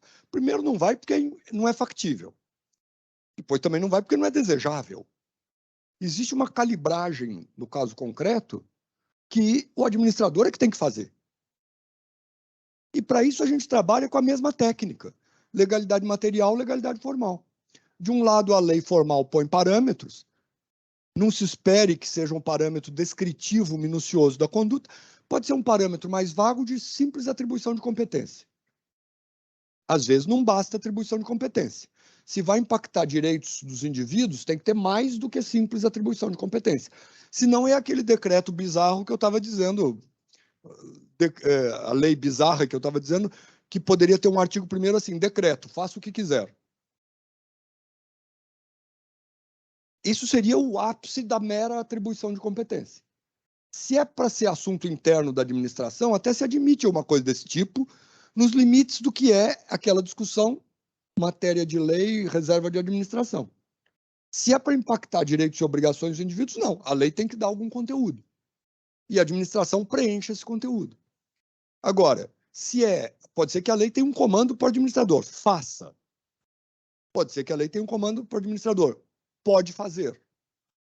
Pode ser que a lei tenha um comando para o administrador mais flexível: decida o que fazer, dados certos parâmetros. Pode ser que a lei tenha um comando que é assim: os parâmetros são mais restritos. Se houver isso, faça aquilo. Se houver aquilo, faça aquilo outro. Então, esse ter que fazer aquilo que a lei determina, que a lei prescreve, que a lei comanda, entendam de modo relativo. Sim, tem que ter um parâmetro na lei. Esse parâmetro pode ser mais ou menos definido. E aí a gente entra na clássica discussão da discricionariedade. Mas percebam que isso não é diferente da produção normativa em nenhum outro escalão. Toda transição de produção normativa de um escalão hierárquico para outro pressupõe uma margem de vinculação e uma margem de discricionariedade. A gente costuma não usar essas palavras, mas é a mesma coisa. A lei, em relação à Constituição, tem uma margem de vinculação, uma margem de discricionariedade. É, ao mesmo tempo, criação de direito, porque é acrescentar algo novo, não é mera repetição. Se a lei fosse mera repetição da Constituição, seria inútil. Se o decreto fosse mera repetição da lei, seria inútil. Tem algo a mais. Até o ato concreto tem algo a mais. Até a sentença judicial tem algo a mais. É aplicação do direito, mas é um algo a mais para o caso concreto. Aquele caso concreto não era sujeito a tal vinculatividade. Agora é. É algo a mais. Então, todo ato de aplicação do direito, ao mesmo tempo, é aplicação e criação. Tem uma vinculação anterior e tem uma discricionariedade para o posterior. É vinculação, é discricionariedade. É aplicação, é criação. Não é invenção livre. É criação nos limites do que é aplicação. Essa tese é típica da escola de Viena. Isso é Merkel, Kelsen, e é o que explica a dinâmica do direito. E a gente fica na dogmática do direito administrativo medindo palavras, É a mesma coisa. Discricionariedade e vinculação é sinônimo disso. E dizer que o juiz cria direito, como às vezes algumas pessoas se espantam que a escola de Viana diz, não é dizer que o juiz inventa qualquer coisa da sua cabeça. Aliás, pode até haver um sistema jurídico em que o juiz invente qualquer coisa da sua cabeça. Mas, ao dizer que o juiz cria direito, é dizer que o juiz cria um conteúdo normativo que não existia para aquele caso concreto, a partir da aplicação de um direito prévio. Tudo é criação e aplicação. Só não é criação e aplicação o último ato da cadeia que deixa de ser jurídico e passa a ser mera execução material, que é aplicação, mas não é criação normativa, ou o primeiro ato da cadeia, que é a Constituição original. Todos os atos intermediários são aplicação e criação, são vinculação e discricionariedade. E a administração, na sua legalidade, também tem isso. É aplicação, é criação. É vinculação, é discricionariedade. Maior ou menor. E tem legalidade formal. Eu leria o princípio da legalidade, a palavrinha legalidade do artigo 37 como legalidade formal. Do mesmo jeito que eu leria o inciso 2º do artigo 5º para os indivíduos como legalidade formal. E aquilo que eu disse, que é a legalidade material, que é o caput do artigo 5º para os indivíduos em geral, todos são iguais perante a lei, eu leria no artigo 37 o princípio da impessoalidade, que é, por outras palavras, a legalidade material.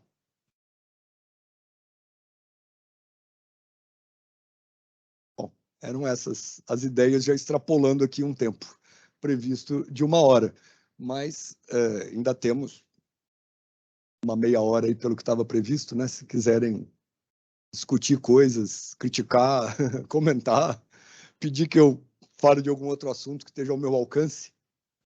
Obrigado por estarem aqui, obrigado também aos que estão à distância acompanhando.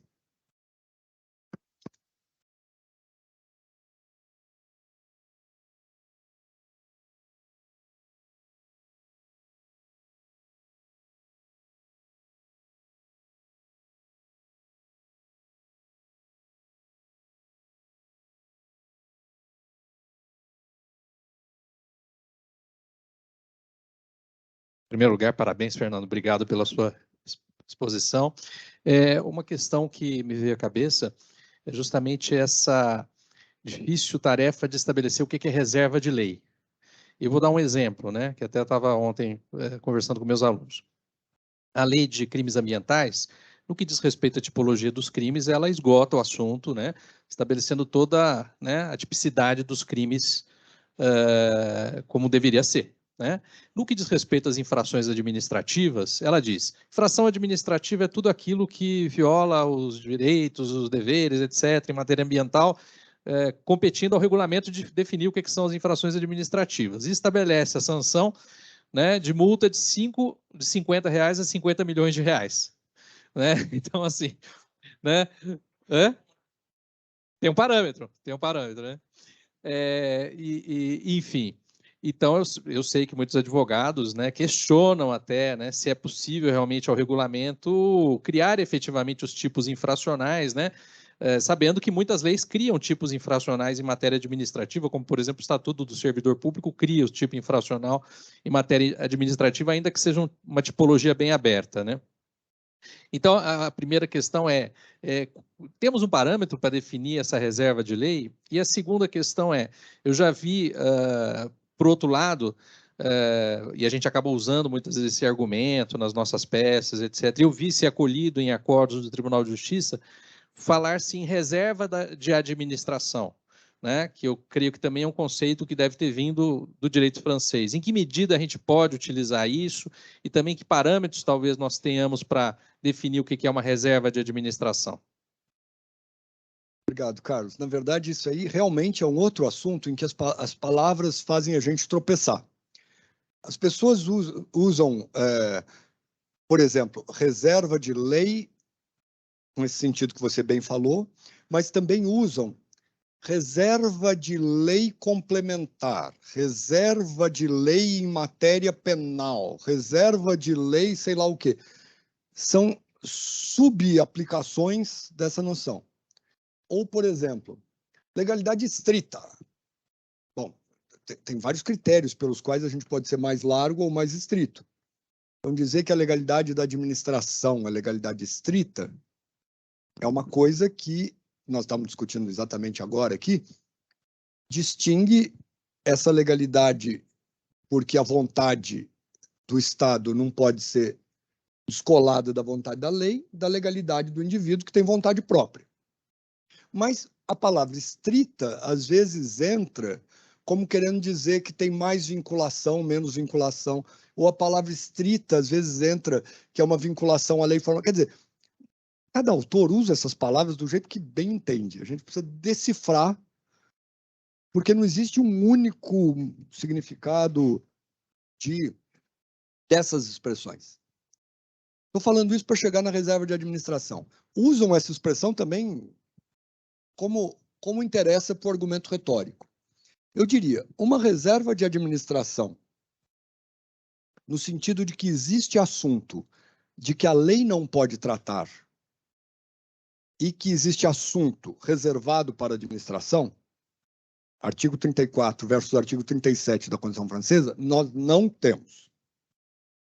Nós temos reserva de administração, se é que essa expressão merece ser usada para isso, para dizer assuntos que são de competência do Poder Executivo e não são de competência do Poder Legislativo. Ou que seja da administração dentro do Poder Judiciário, que também faz administração. Ou que seja até de administração dentro do Poder Legislativo. Mas aí é a mesa diretora do Poder Legislativo, não é o plenário fazendo processo legislativo. Então, por exemplo, reserva de administração para iniciativa legislativa. Eu não usaria essa expressão. Eu gostaria de usar essa expressão para ela ter um significado mais coerente, de dizer matérias que, em abstrato, possam ser normatizadas pela administração sem ser pela lei. É o artigo 37 da Constituição Francesa. Não temos. Agora, chamar de reserva de administração o que é competência privativa do presidente da República para atos administrativos, tá bom, mas não precisa chamar de reserva da administração. É uma questão de competência. Haverá competência que sequer é do presidente da República dentro do... Por exemplo, não é competência do governador do estado dar parecer jurídico que vocês dão aqui. Ah, então isso é uma reserva de procurador do estado. Não precisa falar isso. Nós estamos trocando as palavras, vira argumento retórico. É competência que se chama. É competência do procurador do estado. É competência do Poder Executivo. Competência do chefe do Poder Executivo. Não precisa florear chamando reserva do não sei o quê. Mas tá bom. Se é para dizer que é competência, ok, tem. Eu usaria essa expressão? Eu não usaria, mas entendo que ela queira dizer isso. Se é para dizer que é o caso do artigo 37 da Constituição Francesa, não tem. Agora, o outro ponto.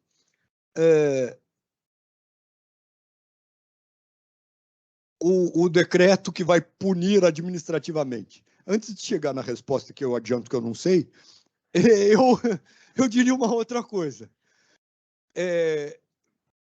Está havendo uma moda, mas isso é tendência legislativa, de administrativizar punições. Isso é uma coisa que nós estamos constatando. A chamada lei anticorrupção é cheia disso. Tem infração penal, tem infração civil e tem infração administrativa. A severidade da infração administrativa, às vezes, é maior que da infração. A severidade da sanção por infração administrativa, às vezes, é maior do que a severidade da sanção penal. Sei lá, pagar trocentos milhões é mais grave do que, às vezes, uma pena restritiva de direito.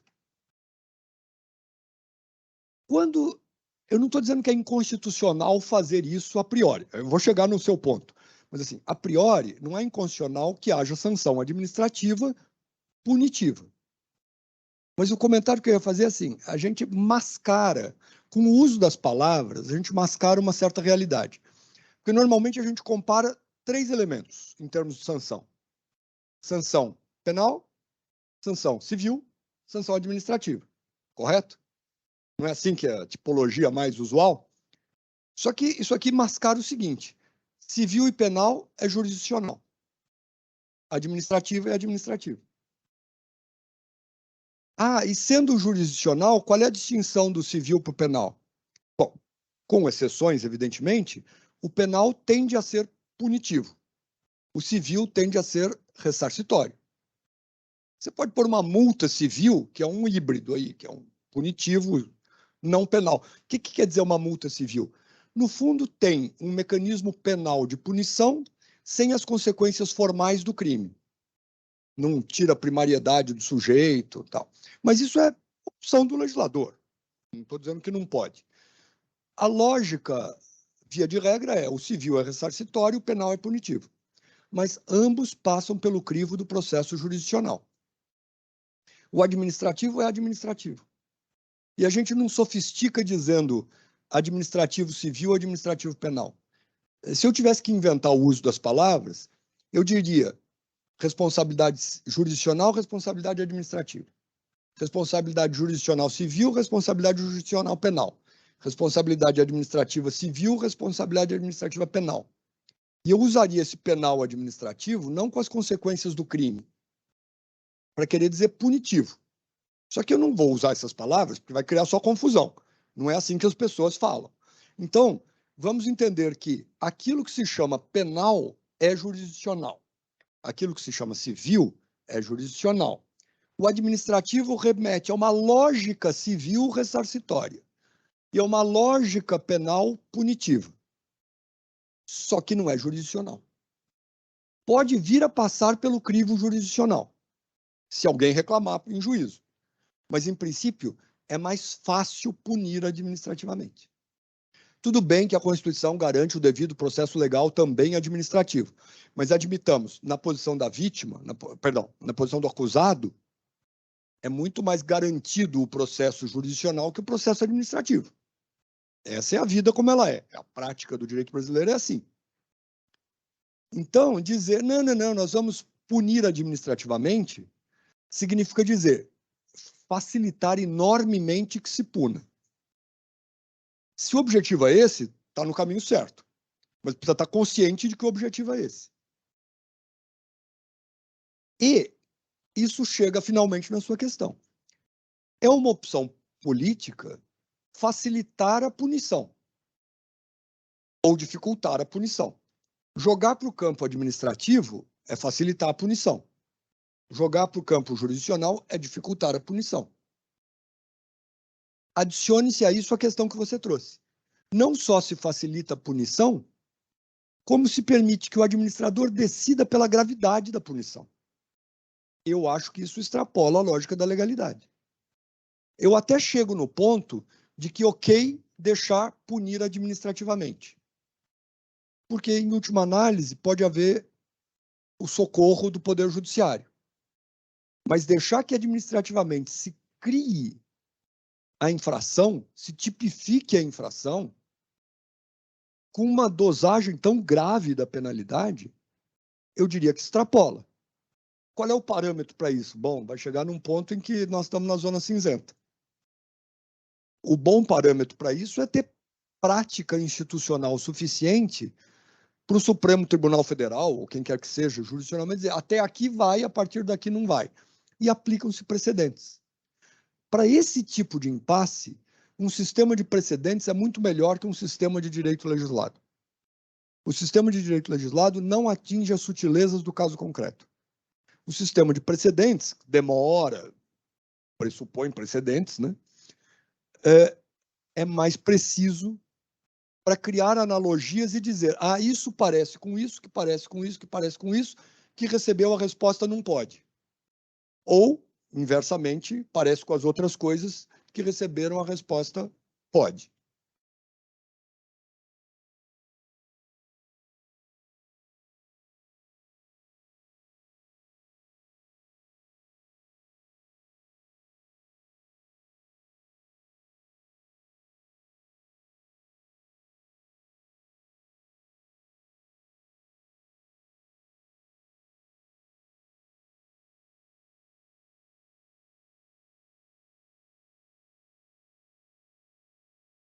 A nossa Assembleia Legislativa editou várias leis nessa linha aí de uma penalização administrativa de condutas que já são tipificadas como crimes, né? Então, nós temos aí, né, processos administrativos que são instaurados pela administração por atos de racismo, por atos de homofobia, né, por atos de discriminação, de maneira geral, com as penalidades também sem muita dosagem, enfim, é a mesma problemática. Mas o que eu ia te perguntar é se você não entende que nós estamos numa crise mesmo né, de aplicação aí da legalidade, do que se entende, né, por legalidade e da lei, né, e para mim é muito evidente quando o Supremo entendeu que a taxa, que é um tributo, né, que deu origem até separação de poderes, né, na Inglaterra e tal, né?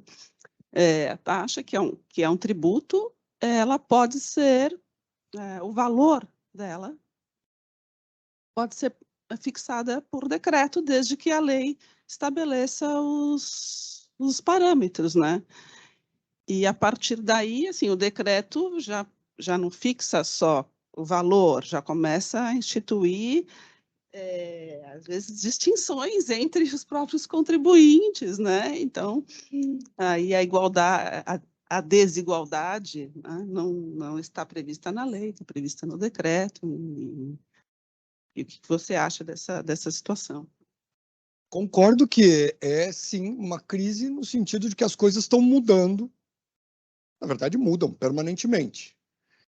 Quando a gente fala de lei, eu estou só lembrando que, naquele sentido mais amplo de lei, aliás, uma coisa que eu não falei naquela hora que eu poderia falar, aproveito para falar agora. Alguns colegas, por exemplo, querido amigo Gustavo Binnenboim tem uma tese que é citada e merece ser citada e que se baseia nessa ideia de trocar a noção de legalidade por uma noção de juridicidade, para querer dizer que a legalidade não é só a lei formal, é tudo. Pelo que eu disse no começo, eu acho que isso é desnecessário. Todo respeito a ele, que aliás também é outro querido amigo, eu acho que isso pode até ser perigoso. Porque isso justifica.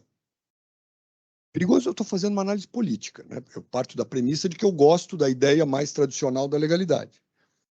E estou dizendo, essa ideia da legalidade, num sentido amplo, é a mesma coisa que essa ideia de juridicidade. É o Estado de Direito, foi o que eu falei para vocês no começo. É sinônimo de Estado de Direito. Tá, inclui a Constituição? Inclui. Inclui todo o sistema de controle de constitucionalidade? Inclui.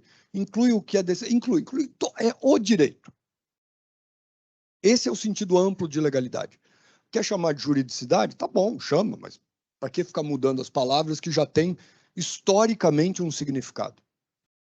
Ninguém nunca pretendeu que no Brasil a palavra legalidade quisesse dizer pura e simplesmente a legalidade formal. É um dos sentidos de legalidade, mas não é o sentido de legalidade. Então, ao argumentar com a juridicidade, isso faz o desserviço de fixar a premissa de que a legalidade é apenas a legalidade formal, quando nunca foi apenas a legalidade formal. Portanto, cria-se um inimigo imaginário para criar uma solução. O problema disso é enfraquecer a legalidade. E a gente vai por essa tendência, que tem outros componentes, que é a crise de legitimidade dos parlamentos, que é ativismo judicial, que é tudo parte do mesmo fenômeno. E se a gente chegar à conclusão de que é melhor mudar, tá bom, tem que mudar. Agora, precisa mudar com critério, precisa mudar com sistemática, precisa mudar com consciência. A França, que é a pátria da legalidade e do direito legislado, do Código de Napoleão, etc., criou todo um sistema de direito administrativo que é de criação jurisprudencial. Mais do que o common law criando jurisprudência. Porque o sistema common law é um sistema em que reconhece-se um acervo de conhecimentos chamado common law, que é uma massa histórica de precedentes, e o juiz fica identificando casos similares e aplicando aquilo. Supostamente, o juiz não cria a partir do nada. Pelo contrário, o juiz aplica, o juiz revela o que já existia. O sistema francês de jurisdição administrativa, que criou grande parte do direito administrativo, é pura criação jurisprudencial. Não é aplicação de precedente dos tempos históricos e memoriais. Justamente na ruptura revolucionária era criar a partir do zero. E todo esse sistema de jurisdição administrativa, que depois passa a ter precedentes, a partir de quando há casos que precedem outros. Mas todo esse sistema está integrado na legalidade. Então, o que eu quero dizer é, a gente precisa ter coerência no sistema. A gente não pode fingir as coisas. O Brasil, pretendendo ainda estar ancorado fortemente num sistema de legalidade formal, está sabotando o próprio sistema na medida em que a lei fala, administrador, resolva.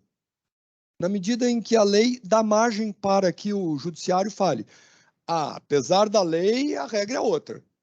Apesar da Constituição, a regra é outra. E os poderes que cuidam da lei não reagem.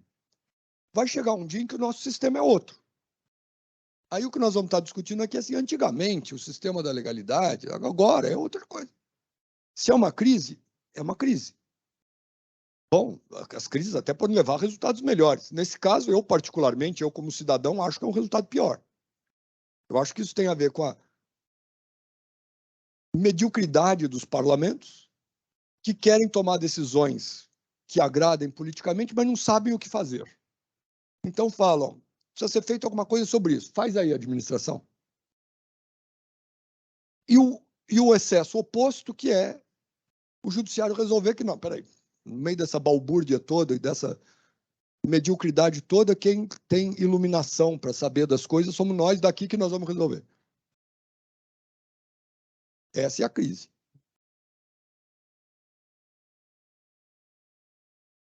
Posso fazer uma pergunta? Eu não sei se eu vou conseguir me explicar devidamente. Na verdade, você mencionou aí muito brevemente a questão da dificuldade de estabelecer aí a divisão entre normas gerais e normas não gerais em matéria de licitação. Até por uma recente provocação aí num assunto que a gente andou discutindo aqui internamente, uma provocação da Thelma que me fez pensar, e desde então eu tenho refletido sobre um tema específico, a propósito de alguns remendos que a Lei 8666, e eles estão replicados na 14133, de hipóteses de dispensa de licitação, que não estão no 24, né? Estão lá nas hipóteses de dispensa do 17, da 8666, que são aquelas mais relacionadas às hipóteses de patrimônio dos entes públicos. E as redações, elas, enfim, vão mudando, principalmente as hipóteses que foram acrescentadas depois. E aí, uma das provocações que a Thelma fez, e, enfim, de forma muito inteligente, que me fez pensar em relação a todo o sistema, eu não estou falando de norma que restringe, né, a autonomia no que se refere a patrimônio, porque daí essa a gente já tem um entendimento do Supremo, claro, que aí se restringir, deixa de ser norma geral e passa a ser norma aplicável só no âmbito da União. Estou dizendo norma efetivamente que imponha uma dispensa de licitação. Quando a União impõe passa, enfim, introduz uma norma que tenha conteúdo de dispensa de licitação em matéria de patrimônio, e ela o faz exclusivamente para seus bens, porque há hipóteses desse jeito, a gente interpreta isso como, de fato, ela faz isso por conta da autonomia, então ela tem essa competência, então vale só para o patrimônio dela, ou a minha interpretação se ela está introduzindo uma norma geral, eu obrigatoriamente consigo estender essa hipótese de dispensa para os demais entes, na medida em que ela é uma norma que amplia essa autonomia. Não sei se eu consegui me fazer claro. Claríssimo. Eu só não sei se eu tenho assim, vamos dizer, eu o também não estou com a repertório pretensão que você resolva isso muito claramente. das normas em questão para ver se eu estou falando coisa certa. Eu diria assim, independentemente da resposta sobre o caso das normas do artigo 17, eu diria, tem aí alguns critérios que se cumulam para a gente chegar em alguma conclusão. Porque esse assunto de licitar versus gestão de patrimônio já é um problema. Eu diria, a União tem competência para fazer norma geral de licitação, mas a pretexto de competência para fazer norma geral de licitação, ela não tem competência para fazer norma de gestão patrimonial. Essa exclusão que o Supremo fez naquele julgado lá de 93 vai mais pela linha de dizer matéria de bens públicos do que pela linha de dizer não é norma geral. O Supremo não pôs a mão na cumbuca desse assunto da norma geral. Então, eu diria que, em alguma medida, uma decisão que implique uma ordem de dispensar tem mais cara de gestão de patrimônio do que de norma geral de dispensa. Porque a norma geral é assim, em termos de dispensa, é dispensável. A decisão, eu quero dispensar, a administração toma. Porque mesmo nos casos do artigo 24, a administração pode licitar, não é obrigada a dispensar. Mas a administração aqui de São Paulo pode dizer, ó, para mim não tem disso não, o governador dá uma ordem interna da administração, aqui é para licitar. Seria uma aberração na prática, mas poderia assim, ó, não existe dispensa por valor em São Paulo. O governador dá uma ordem, é para licitar qualquer coisa. Tá bom, não é inconstitucional, não foge à competência do Estado. E nem a União poderia dizer, não, o Estado não faça assim. Então, eu diria que a hipótese abstrata de dispensa tem cara de norma geral. A decisão de aqui é proibido fazer dispensa tem cara de...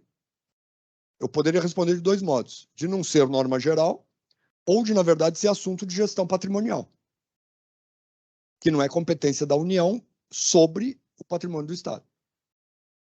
Mas eu não sei se eu alcancei exatamente a questão.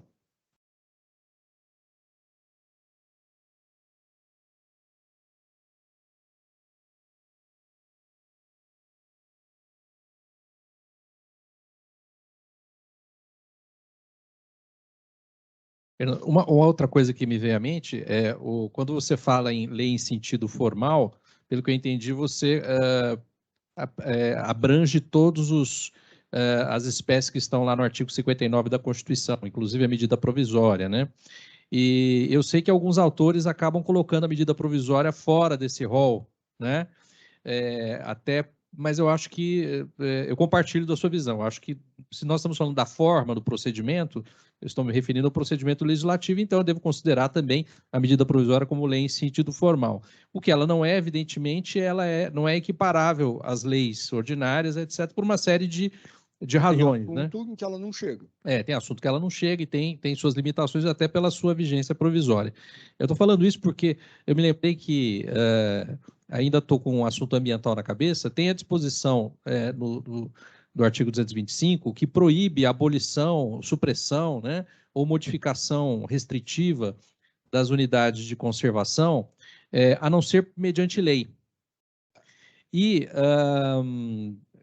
houve já decisões do Supremo Tribunal Federal excluindo do conceito de lei do artigo 225, né, a medida provisória, porque alguns estados têm medida provisória e chegaram a suprimir ou reduzir, etc., né? Mas aí, no meu entender, não é pelo fato de ser ou não lei em sentido formal, mas sim no sentido de que, né, o Supremo fez uma interpretação sistemática da Constituição e dizer, olha, quando o Constituinte diz que mediante lei, aqui nesse dispositivo, ele não queria dizer medida provisória. Por quê? Porque era uma norma restritiva que buscava preservar né, a decisão legislativa a respeito disso. Né? E se você deixar isso para medida provisória, você vai devolver isso para uma autoridade monocrática fazer essa supressão, essa redução. Né? Mas não no sentido que seja lei, que não seja lei em sentido formal, embora às vezes eles façam essa distinção. né, tanto na doutrina como até na jurisprudência do Supremo. Aqui eu estava vendo aqui, nesse caso, especificamente, a ministra Carmen Lúcia usou lei em sentido formal para excluir a medida provisória. Eu não concordaria. De novo, a gente não precisa ficar brigando por palavras, mas as palavras a gente precisa combinar o significado das palavras. Eu não chamaria lei em sentido formal esse caso para dizer que é a lei ordinária. Tudo bem, é um sentido formal, é um subsentido formal. Dentro do gênero lei em sentido formal, também por critério de forma, a gente distingue as leis em sentido formal. Mas, para efeito de dizer ninguém é obrigado a fazer ou deixar de fazer, senão em virtude de lei, se isso for o padrão da definição do que é lei formal, medida provisória está dentro. Porque a medida provisória cria direitos e obrigações. Qual a distinção formal da medida provisória para a lei ordinária? O campo temático, o processo de elaboração. Tá bom, não é igual.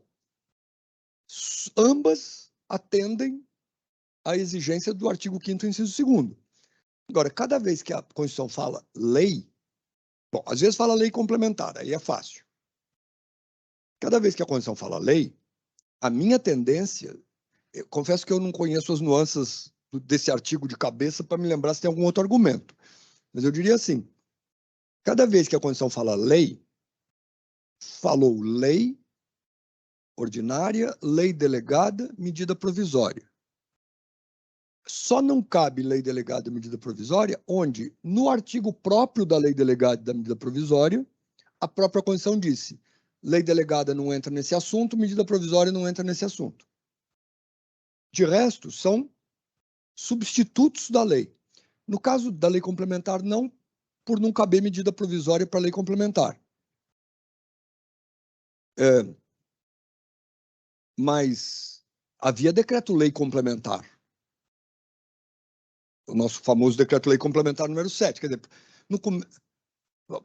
poderia, em tese, haver uma medida provisória complementar.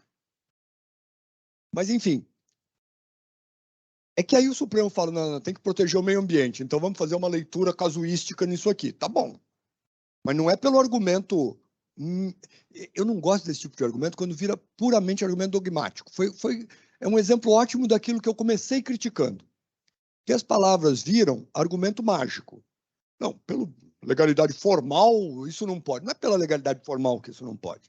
Não é a palavra mágica, legalidade formal, que dá o argumento para a ministra resolver. O argumento tem que ser assim, olha, apesar de aqui estar escrito lei, e apesar de, em geral, lei e medida provisória serem sucedâneas, a não ser que, lá no artigo da medida provisória, que acho que é o 62, né, o tema esteja excluído e meio ambiente não está excluído, nesse caso aqui, porque meio ambiente é uma coisa suprema e etc., eu vou dizer que está... Quer dizer, admite o argumento. A questão é proteção ambiental. Não é o argumento mágico da lei formal. Pelo princípio do sei lá o quê, então não. Não, explica o que é. Então, quer dizer, eu não quero ser injusto com a ministra. Ela pode ter feito 1000 explicações e eu estou falando do que eu não sei. Mas fosse quem fosse que argumentasse pura e simplesmente onde a Constituição, no artigo 225, disse lei, é lei formal, e lei formal, porque eu estou afirmando dogmaticamente, é igual à lei ordinária, eu acho que isso é um argumento arbitrário, não é um argumento que explica nada. Da falta de urgência, podia usar outro argumento, sei lá, o tratado internacional diz que precisa ter uma proteção máxima. Quer fazer retórica em cima do assunto? Faz, mas admite que o problema é proteger o meio ambiente. Não é uma aplicação inexorável do conceito inequívoco, mágico de lei formal.